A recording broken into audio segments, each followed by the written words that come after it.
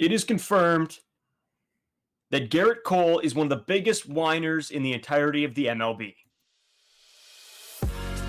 You are Locked On Blue Jays, your daily Toronto Blue Jays podcast. Part of the Locked On Podcast Network, your team every day. Welcome back to Locked On Blue Jays. Thank you for making Locked On Blue Jays your first listen every day. We are free and available wherever you get your podcasts and on YouTube. Part of the Locked On Podcast Network, your team every day. Today's episode is brought to you by FanDuel. Make every moment more. New customers join today and you'll get $150 in bonus bets if your first bet of $5 or more wins. Visit FanDuel.com/lockedon to get started. Well, I mean, Garitt Cole just hates the Toronto Blue Jays, and that's where I'm at, because this guy seems to always have a problem with somebody on our team, and it is honestly just getting very annoying at this point for the team just to hear this guy yapping in my ear. It seems like every day. Hey, I love it, though. It's nice to be back where we're at a time where we can kind of be mad at Garitt Cole and see some of the things that he's thinking out there on the baseball field. We wouldn't be hating on this situation if it was back in November. We're like, oh, damn, we got to wait another few months for baseball. So I'm loving it. I love that Vogelbach is the one that hit the home run as well, because that home run rocked. He smoked that baseball. I don't even think it's landed yet.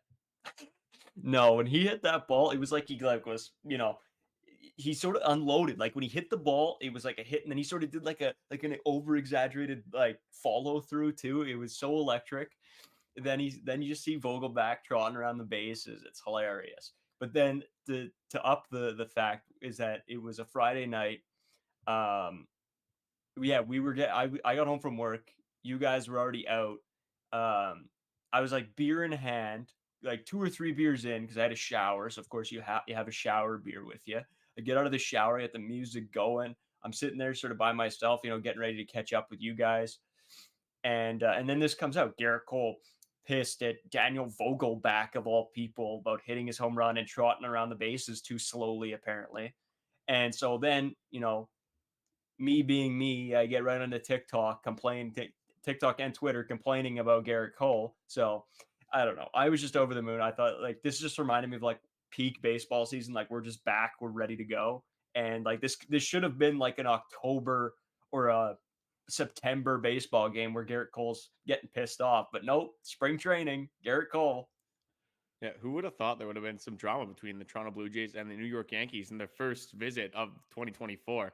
Well, it's awesome to see. And like you said, apparently they're mad about Daniel Vogelbach running around the bases slowly. It's Daniel Vogelbach. He's not going to be going quick. Like he's going to, and the fact that he just smacked that ball too, I would have admired that as well. You're hitting a home run off one of the best pitchers in the league.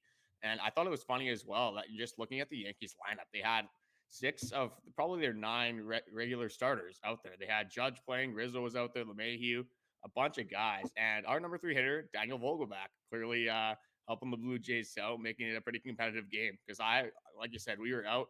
We were actually bowling, and just between our rounds, I go on my phone, I see Vogelbach just smoke this baseball, and I'm just sitting there. I watched it like 10 times in a row. It's like, hey, it's your turn. I'm like, nah, I can't, man. This is awesome. I'm watching, like I said, so cool to see him pull baseballs. I love seeing just Blue Jays players pull baseballs and absolutely crap on the baseball and hit a mile into the sea, especially in that ballpark. Yeah, and the funny part was for me was that so I'm at work, and so there was a Jets game going on, so I'm at work, and I'm on my phone. Me and Carter were sort of texting like the whole time, just like, keep me up to date where you guys are at, so I'll meet up with you guys, whatever. And then I just get a text, Vogelbach, like across my screen, and I'm like, oh yeah, I know, I just saw it. And then I get home, and like I said, I was going through everything, and I text Carter. I'm like, Carter, how do you use TikTok again? Because I'm about to go off. No, I'm just going to quickly go over what Garitt Cole said, because it is spring training. But again, Daniel Vogelbach, you're hitting a home run. You're playing a baseball game. It's still competitive. You're going to show a little bit of motion on the mound. And clearly, Garitt Cole is taking this very seriously, because it's saying right here, Brian Hoke is where I'm getting this tweet from. But Garitt Cole was no fan of Daniel Vogelbach's slow trot around the base in the first inning. And I have Garitt Cole reported as saying, yeah, what's the day? We are still in February, March 1st. Yeah, he enjoyed that homer. Which, like, I don't even know why he had to comment on this, to be honest, but I'll continue. And he was asked if he would remember Vogelbach's trot during the season, and Cole replied, "I don't forget a lot of things." So, We know. yeah, especially you got this rivalry. Alec Manoah hopefully can stand behind himself a little bit and have more of an argument, and maybe a little bit more clapbacks at Garitt Cole from his performance. And now, yeah, you're going to pick on Daniel Vogelbach, a guy that's played maybe 3 games in spring training with the Toronto Blue Jays. I just thought it was funny that Garitt Cole has already taken this to heart immediately right at the start of spring training. Well, and the funnier part about it is of course I remember back a while ago when Garitt Cole was really pissed at my boy Donaldson. So Garitt Cole, I've just been a hater of Garitt Cole since day one. And then to come at a guy during spring training and, like you said, isn't making his way around the bases very quickly as it is. He's doing a slow trot and you're getting upset. And I want to know who the person, I don't know if it was in the media scrum or where it was afterwards. I didn't overly see, but who's asking him about that? Like, why is this even a question? Is sort of what I want to know. I You know think what I it's mean? just I think news reporters just know that Garitt Cole's a guy that plays with a chip on his shoulder and usually has something to say when things don't go his way. So he's a guy that has some sort of excuse. So it's going to be nice to see how this works out throughout the season. I think Vladdy might have a thing or two to say if he can come back and hit some bombs against Garitt Cole like he's known to do. That's what I want to see. I want to see Vladdy hit an absolute nuke out to out of the park and then do a slow trot and then make it and then see if Garitt Cole makes a comment then. And just let's just start this rivalry already. Like, we hate Yankees. We hate the Yankees fans. So start this now. Vlad, get under their skin. If Vogelbach's getting under their skin already, let Vladdy and Bo get under their skin and then see what happens. Yeah, it's one of those things that Daniel Vogelbach is good at. He's good against red-handed pitching. So I think that's going to be a matchup we're going to see a lot in the future. Hey, 2021, Vlad hit 2 home runs against Garitt Cole and had another one for his 3 home run game. Maybe we'll see a Danny Berger's 3 home run game against Garitt Cole. I think that would be something Twitter would go crazy about if we ever saw that this season.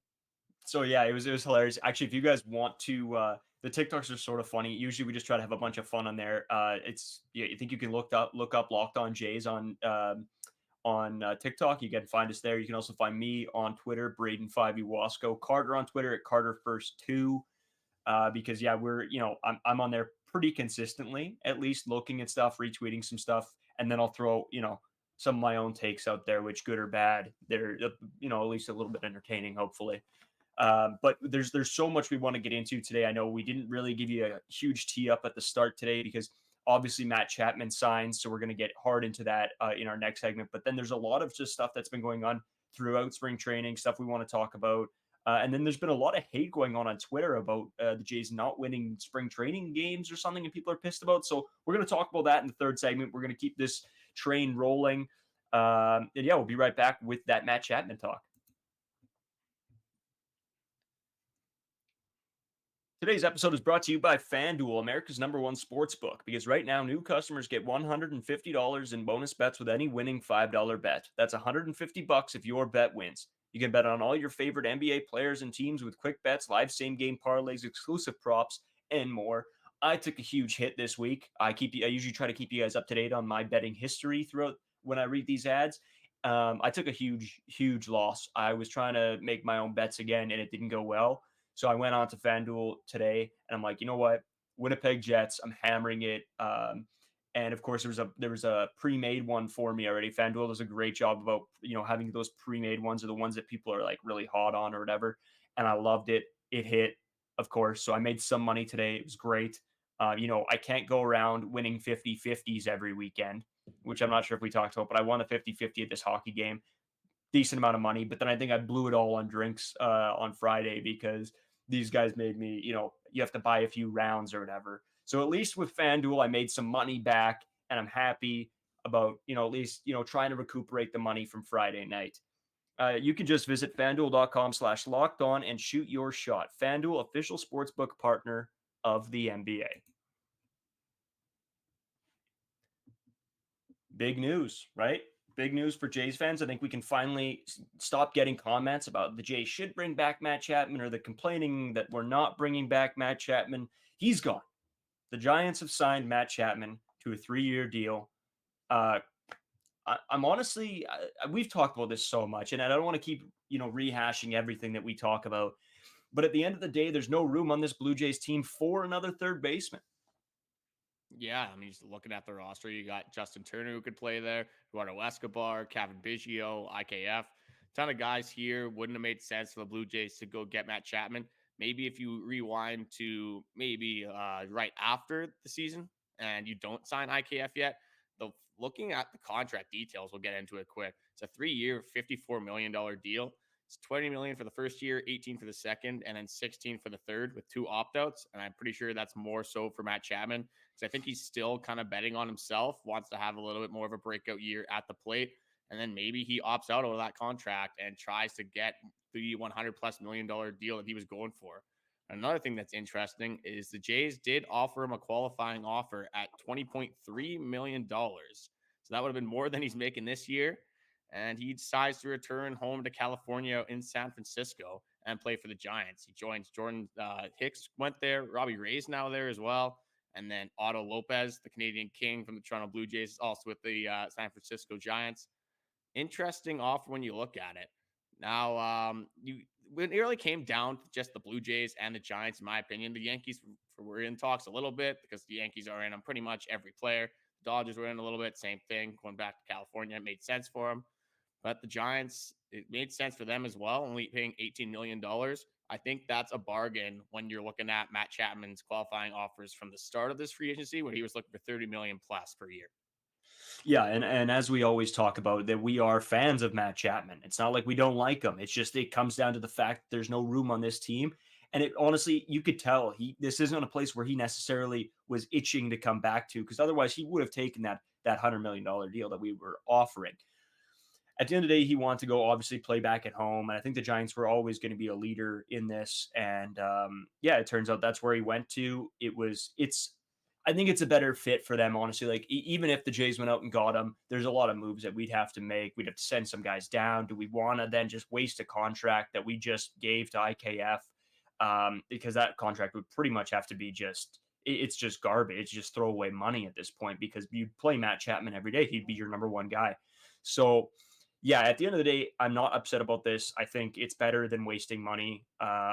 Again, not our money, but in the same respect, maybe that, $18 million goes towards another guy that we could eventually sign or trade for. So yeah, there's a bunch of different things that this contract of being signed with the Giants compared to the Blue Jays can help the Blue Jays in the long run. You're looking at guys like Bo Bichette, Vladdy, who have contracts that are expiring. You're going to have to give up money there. And when you're looking at this deal for the Giants, they get a premium defender, and the Blue Jays are definitely going to miss out on Matt Chapman's defense. Just comparing the WARs, Matt Chapman was a 4.4 WAR guy last year. That is partially due to his unbelievable April. He probably got almost 2 wins just in that month alone. 4-time Gold Glover, won another Gold Glove last year. But the thing that this deal gives the Blue Jays the ability to do is now they have a bunch of different guys who can play third base. So if you give Matt Chapman $18 million a year as a base, you're kind of stuck with playing him at third base every single day. You can't throw a guy on the bench that's making that much money per year. It hurts the farm. It hurts everyone playing because you can't pay your major league talent anymore because there's so much money locked up with one guy. So now you can play the hot hand if Justin Turner's playing good, if Eduardo Escobar ends up playing good. Maybe IKF, it's a stint somewhere in the middle of the season where he's hitting well. It gives you flexibility. You can throw in multiple different guys at third base and kind of change up the lineup, where we saw Matt Chapman struggling for an extended period of time last season. He was kind of stuck in that middle of the order role because it's a guy you were paying so much money. yeah, that's exactly what I was going to go to next, was the fact that Matt Chapman's a very streaky hitter, right? Where he's not always going to be on point. With having multiple guys that can play at 3, you can just completely, like you said, is ride the hot hand, right? Play whoever you feel like is your best option at that point. Instead of, well, Matt, we're sinking a lot of money into Matt Chapman. He's got to be our third baseman. We need him to figure it out.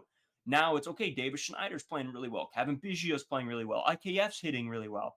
So now it's like so many different options. And that's only 3 of our options. There's a ton of other guys that can slot in there. And so now I think it becomes way more of, like you said, a riding the hot hand. And I think that at the end of the day, for the money we're saving, that where this money then can be put towards, I think this is just better off. And I don't think the Jays were ever going to pay him more than, after he declined our first $100 million offer, I don't think it was ever going to come back to that kind of deal towards him. And obviously, he made his decision. He really didn't want to come back here because if he did, he would have taken that 100 million. I don't care how much you say that Matt Chapman was looking for way more, way more, way more. That's complete BS. If he wanted to be in Toronto, he would have taken the 100 million to be here in Toronto, but he didn't. So at the end of the day, I think it's an okay thing that he didn't come back. This team still has a lot of good pieces that can be used, and especially a lot of good pieces that could be moved throughout this whole lineup at second base, at third base, some left, some field. I know David Schneider's going to play some field this year as well. So it's going to be a very interesting year to see where these guys that maybe we don't necessarily know, we don't know what their floor is, we don't know what their ceiling is, to see where they are, instead of being like, okay, we know Chapman's floor, we know Chapman's ceiling, we know he's going to be streaky, and are we just going to put our bet into him being streaky? You have so many good defensive fielders already that I think as a Blue Jays fan base and an organization as a whole, we're perfectly fine with sacrificing a little bit of that defense for some more offensive upside. And speaking of that, the Blue Jays are now, I believe it's 2-7 so far throughout the spring training. Is that something that you're worried about, the team not putting together wins so early on, maybe getting that winning culture established early on in spring training? Or do you think it's more so the guys are just getting loose, getting ready for spring training, or getting ready for the regular season in spring training, and just kind of loosening up the arms, getting used to doing those everyday routines that they're going to have to get used to doing with a long 162 game season? Yeah, see, my issue right now is seeing the backlash that us not winning in spring training is getting on Twitter. It's ridiculous to me. This is a ridiculous thought.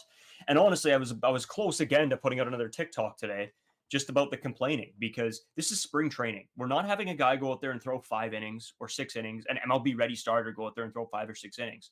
We're having these guys from AAA and AA. They're going to come up here and throw some balls, and our hitters, it's not like we're stacking our lineup and Vlad's hitting every day, Bo's hitting every day, Kirk's hitting every day, um, you know, Danny's, Vogelbach's hitting every day. Like, these guys aren't hitting every day. Justin Turner, we don't see him nearly every day. So this is just crazy thinking to me, and it's happened a couple times where I've seen tweets and I've seen other media comments on, well, the Blue Jays haven't won a whole lot this spring training. Does that get you worried? No, it doesn't get me worried about the spring training and the regular season. What are these people talking about?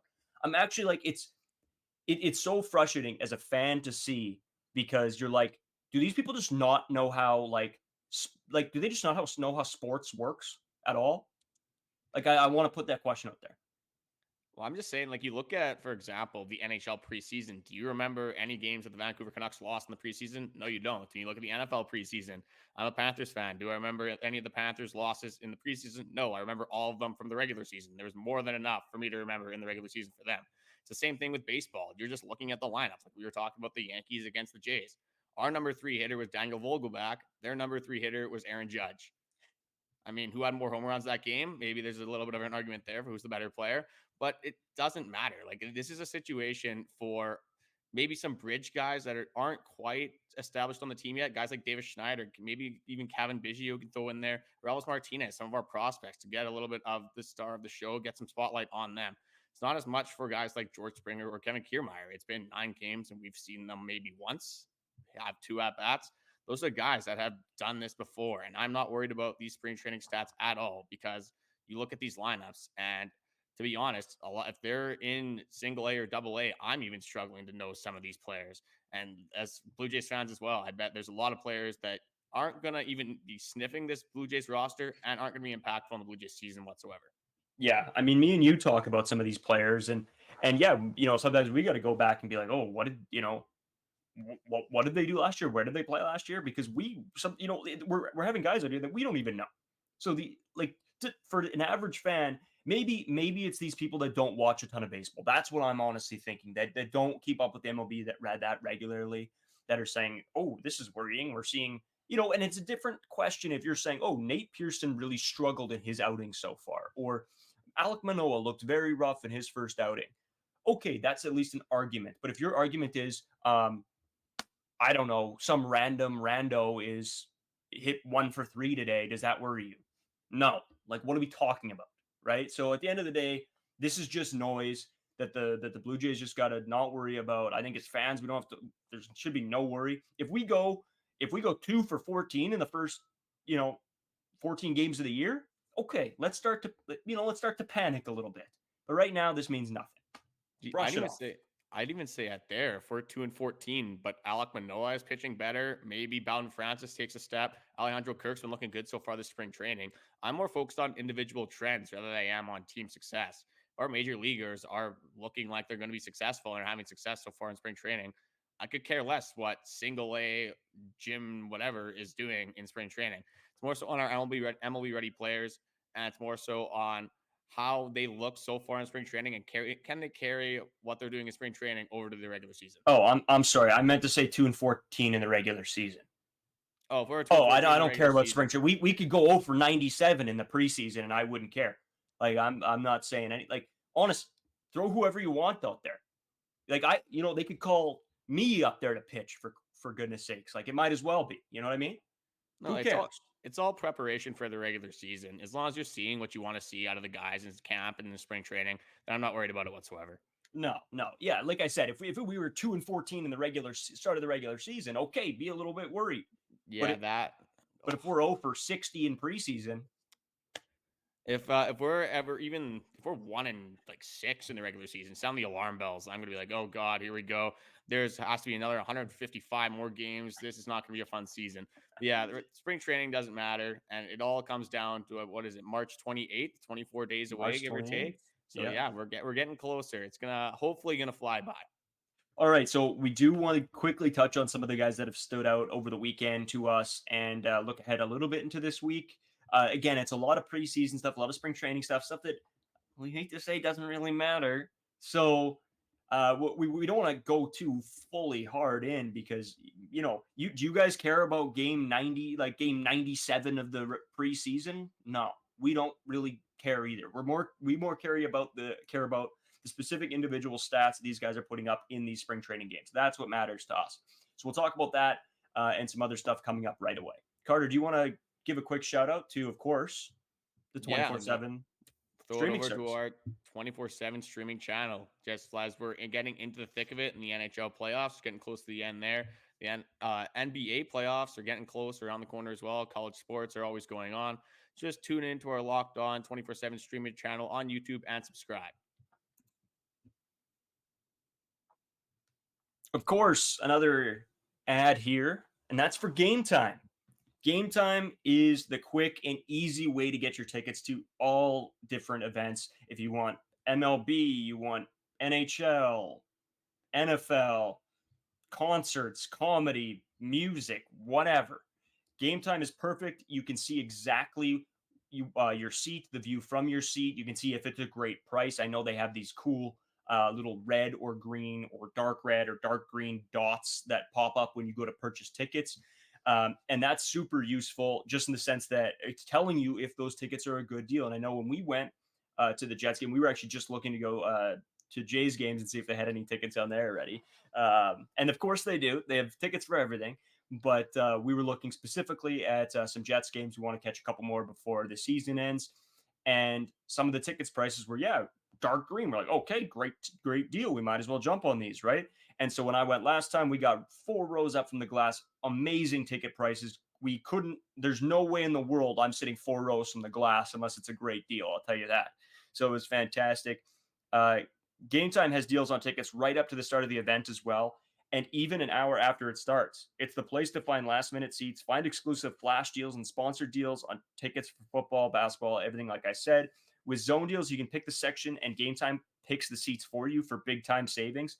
Take the guesswork out of buying tickets with Game Time. Download the Game Time app, create an account, and use code LOCKEDON for $20 off your first purchase. Terms apply. Again, create an account and redeem code LOCKEDON for $20 off. Download Game Time today. Last-minute tickets, lowest prices guaranteed.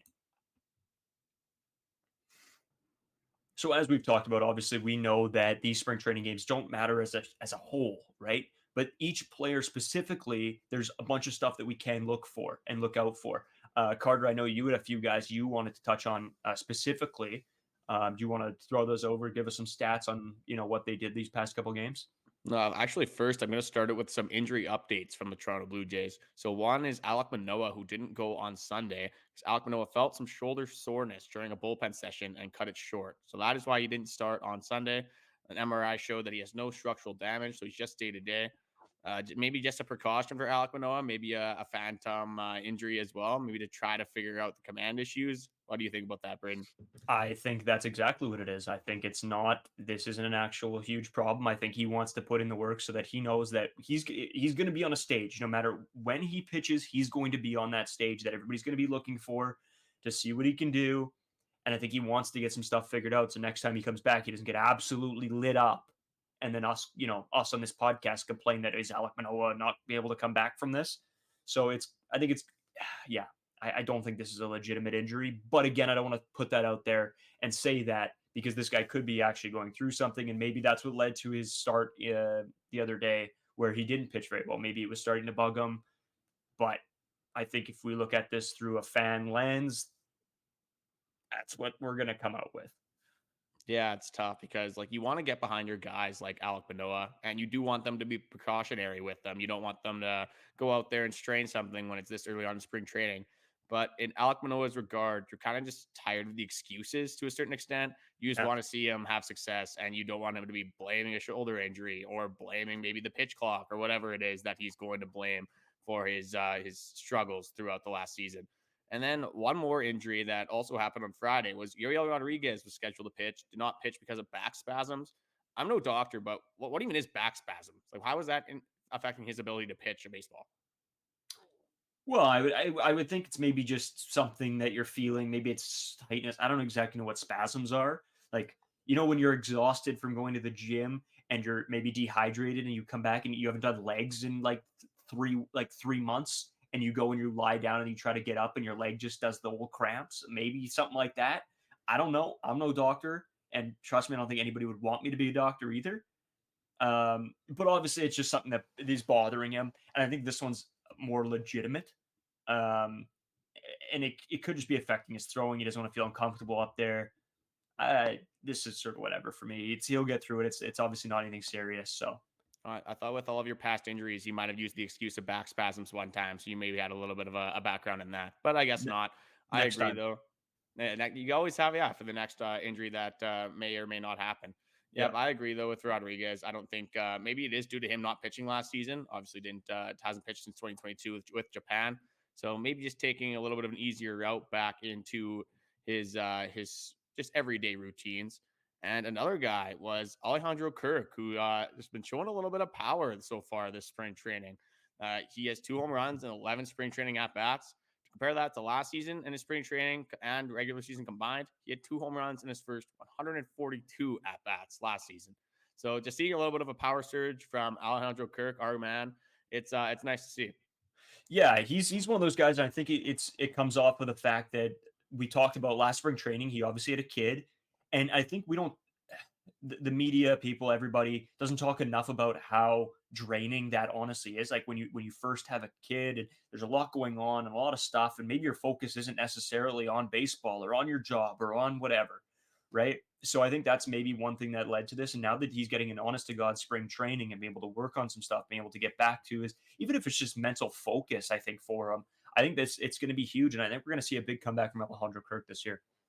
Yeah, a bounce back season from him would be huge for this Blue Jays lineup, especially plotting into somewhere in the 4, 5, 6 role, playing a little bit of DH, a little bit of catcher. Going to be splitting that with Danny Jansen this upcoming season.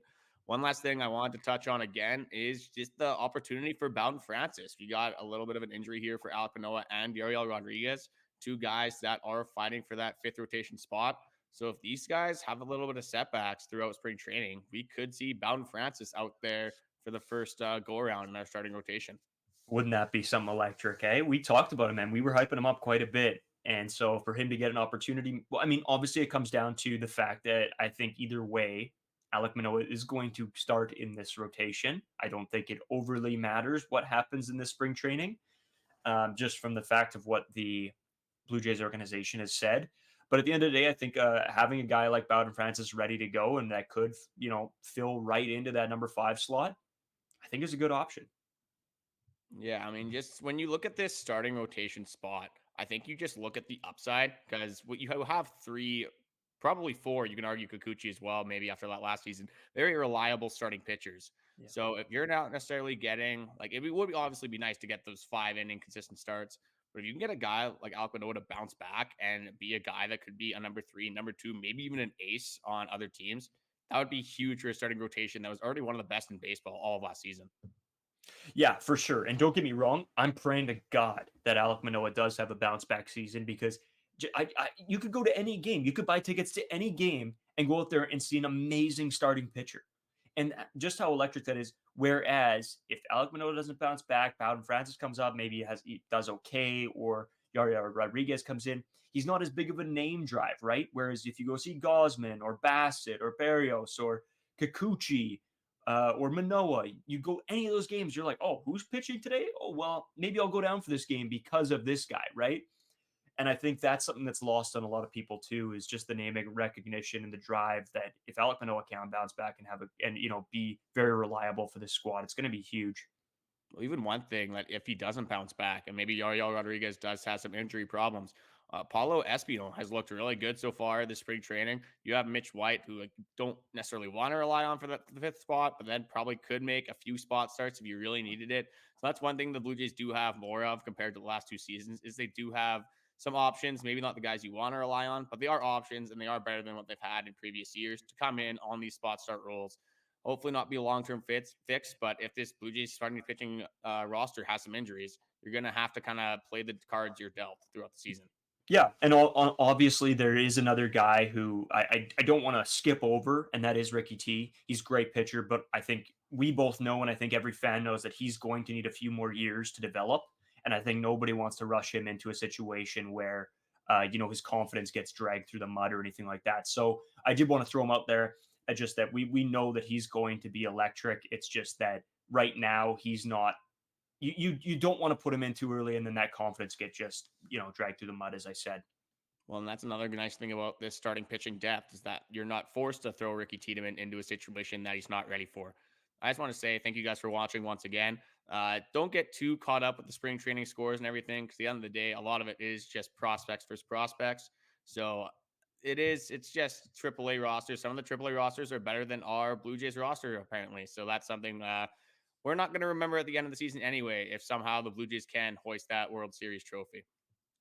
Yeah, and of course, we always want to thank you guys for watching. Thanks for tuning in. You guys have been great support since we've taken over this channel. I mean, I think we're coming up on about a month and a half of running this channel. Pretty much on the dot, yeah. And it's just been electric. We've had just a blast. I mean, it's an everyday thing, and it's an everyday thing of us talking Blue Jays. So to get on here, be able to do this, have conversations with you guys in the comments, argue with some of you in the comments. You guys, tell us we're horrible in some of the comments. It's all fun. It's all games. We might have some fun with you guys in the comments. We might try to goat you a little bit, but if you say anything that maybe we disagree with, but we do have fun and we do appreciate every comment, no matter if you disagree or agree with us. So continue to do that. Continue to comment. Continue to like. That all helps us out, and we really, are thankful for you guys' support. And just before we do head out, I wanted to throw it over to our 24/7 streaming channel one more time. Whether it's 2 in the morning, 2 in the afternoon, our streaming channel is always going to be there for you to check out whenever you want to digest your sports content. Just go to YouTube today and subscribe to our Locked On 24/7 streaming channel.